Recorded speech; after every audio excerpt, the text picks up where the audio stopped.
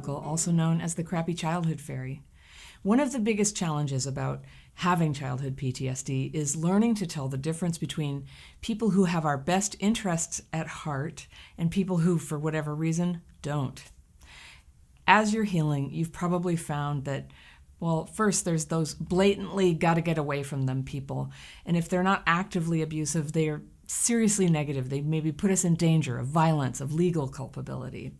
And we get a little recovery, and we can see that there's absolutely no good reason to stay connected with them, and we're able to walk away. And we set up a boundary so we can stop participating in that dynamic.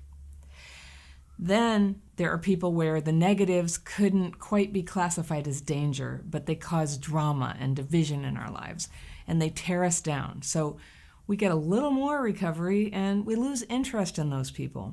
Maybe we walk away and set up boundaries. Sometimes it's just the boundary without walking away. Maybe in situations where there's maybe a financial or a family reason to stay connected, like a parent who depends on us for care, or a relationship with an ex who's the parent of our kids.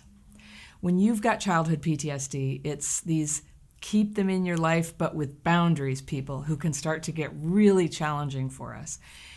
There's reasons to stay connected, and the challenge is to keep from getting sucked into the sick dynamic all over again that activates PTSD and brings out the worst in us. But the people where sometimes it's hardest to discern whether the relationship is a good one in our lives or a bad one is with seemingly nice people.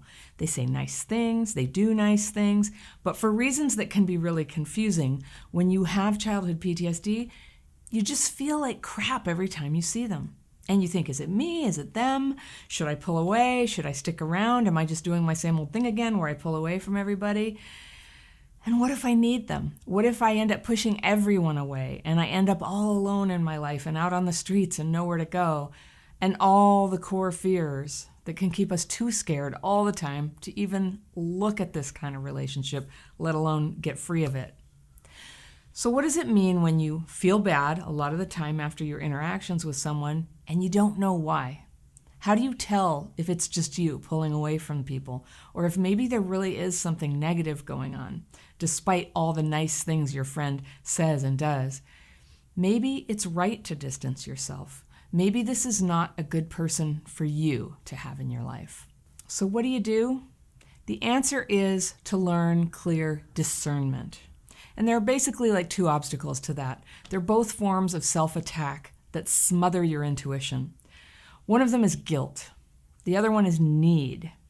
So let's first talk about guilt. There are two kinds: the guilt that was dumped on you by other people and the kind you earned by doing things you actually feel bad about.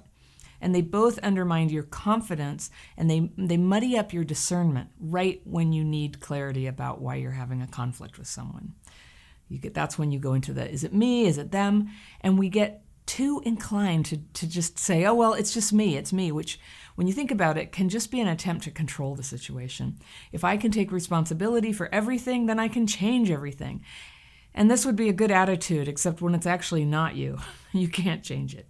So carrying a confused sense of guilt really handicaps our ability to detect accurately when someone is passive-aggressively or codependently or even ever so nicely throwing a lot of their own crap on us. And until we recover a little more, we attract this kind of thing because we'll put up with it. So a vague sense of guilt will hold us back. And the only thing for that is to really go through a rigorous self-examination around that guilt and honestly face where it is we may have actually done something wrong and where we might be irrationally fearing that we've done something wrong. And if you tell me in comments that you want to hear more about how to do that, I will make a video about it, or maybe even a boot camp about it. But for right now, the other thing that can block clarity is need. And sometimes that's real need, like we literally depend on a parent or a friend or a relative to care for us at a time when we can't care for ourselves. And that's a tough situation because if that person is doing stuff to hurt us, we may not have total freedom to get out, or we can't get out easily. But most of that need feeling that keeps us in bad situation is just perceived need. All of us, and I know this from working with so many people with childhood PTSD, we have a core fear that can be activated in a conflict, and it's the fear of ending up alone, forever, locked out, no home, no people. And we see people who actually are in this terrible state around us, and we respond with a deep fear inside. And then what we do is we cling tighter to whatever we're in, even if it's a really negative situation.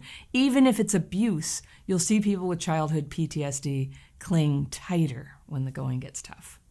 But clinging to destructive people is not likely to be the best way to prevent ending up alone in the world. It's facing the thing we feel bad about and taking risks sometimes by walking away from hurtful people, even when we don't know what waits for us on the other side.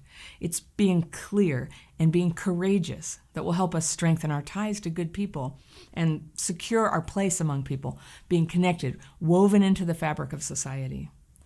Childhood PTSD would have us tear away from that fabric or cling to the holes in it.